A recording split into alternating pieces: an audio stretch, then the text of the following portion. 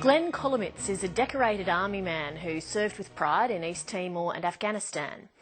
But it took less than 18 months running the RSL's New South Wales branch to bring him to his knees. His treatment has become the latest skirmish in a row between the RSL's old guard and younger veterans who want to take a new broom through the league. Tonight, the recently sacked chief executive speaks for the first time, revealing details of allegations of fraud and theft within one of Australia's most venerable institutions. Allegations that have sparked investigations by the police and Australia's charity watchdog. Dylan Welch and Rebecca Latorno report.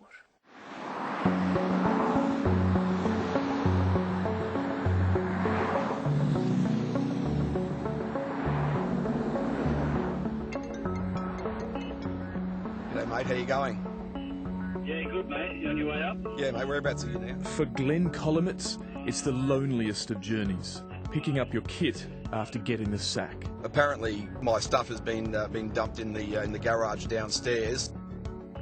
2 weeks ago, former Army lawyer Glenn Kolomitz was RSL New South Wales chief executive.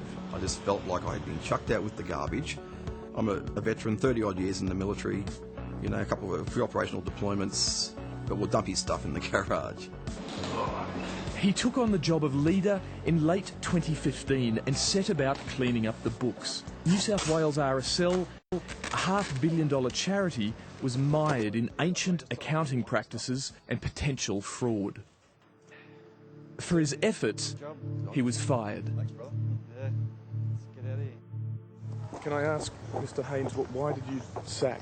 Why did the State Council sack Glenn Kolomitz? Are you able to shed any light on that?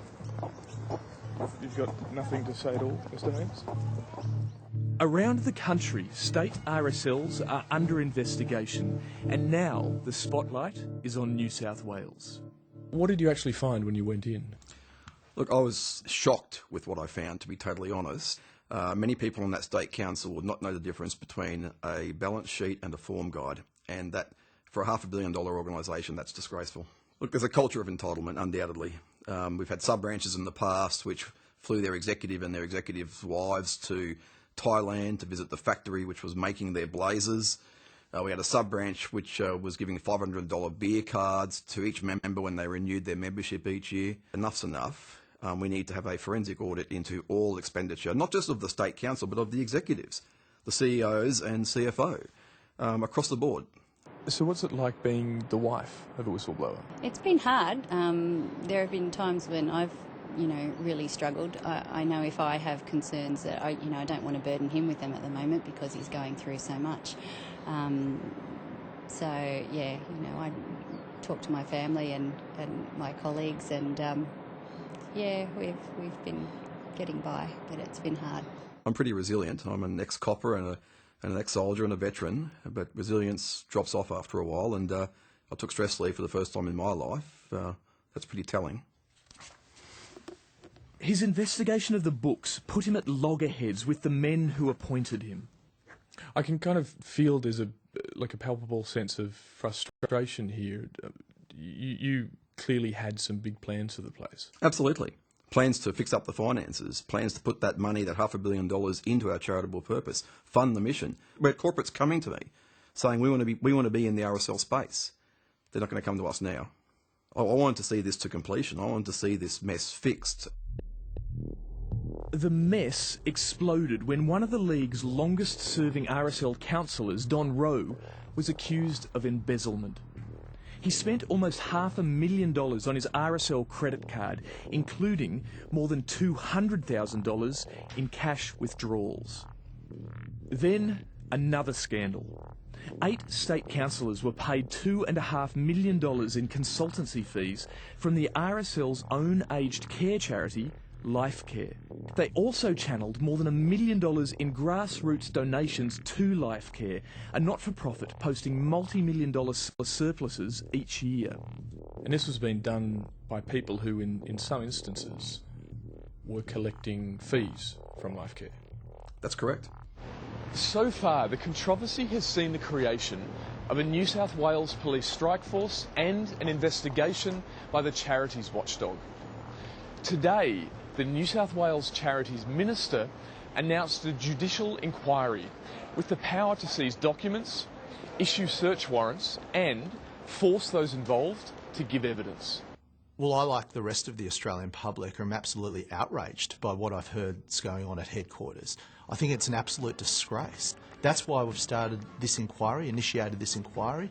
We need to clean this joint up. If they won't do it, we will.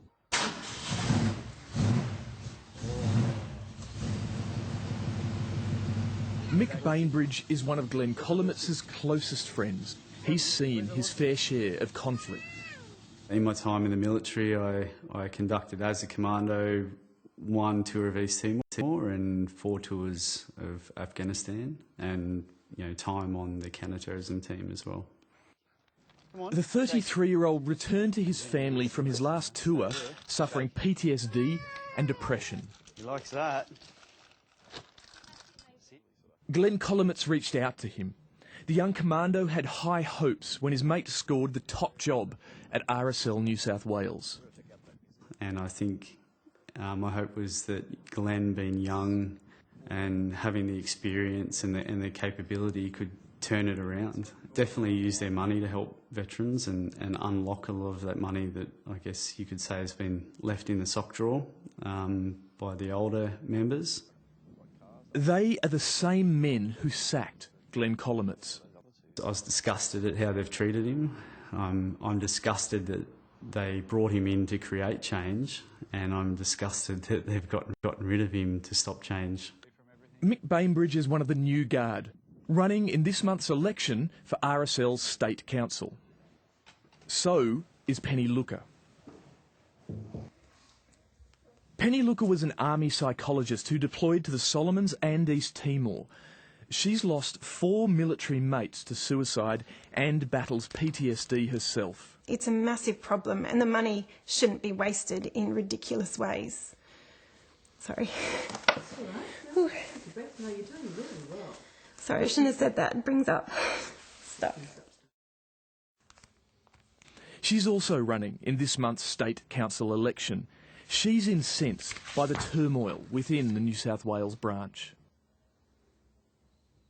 To think that that money, those resources are being used in such a way when we have homeless veterans, we have people who need help to pay bills to get through, they're being evicted, they're having legal issues. Penny Looker's views are echoed by some of the League's hardest working fundraisers, the Women's Auxiliary. This is the same group of dedicated ladies whose small acts of charity propped up the lavish lifestyles of the men on State Council. They should be ashamed of taking money from where it was really needed. It's all voluntary. We volunteer and and I know their jobs were volunteers too, but they've made money out of it. Somewhere along the line they've lost it a little bit. On a warm autumn afternoon in inner western Sydney, the RSL's Women's Auxiliary meet for their yearly conference. Proud to have the Governor, former Defence Chief David Hurley and his wife in attendance. Also there is RSL New South Wales key figure, State President John Haynes. He sat on State Council for more than 2 decades and enjoyed the benefits of office. These women are furious about the multi-million-dollar fraud allegations at State Council. Despite the controversy, John Haynes has insisted on attending. Mr Haynes, even the national RSL asked that you not attend ceremonial duties during this period. May I ask why you continue to attend these duties? I suppose, Mr Haynes, we just want to understand what's happening at the moment, and we're hearing from one side. It would be really good to be able to hear from you about why this situation's occurred and whether there has been misappropriation of funds. Are you able to shed any light on that? You've got nothing to say at all, Mr Haynes? So is there more still to be found out, do you think? Yeah, absolutely. The accounting, as we know, has been terrible.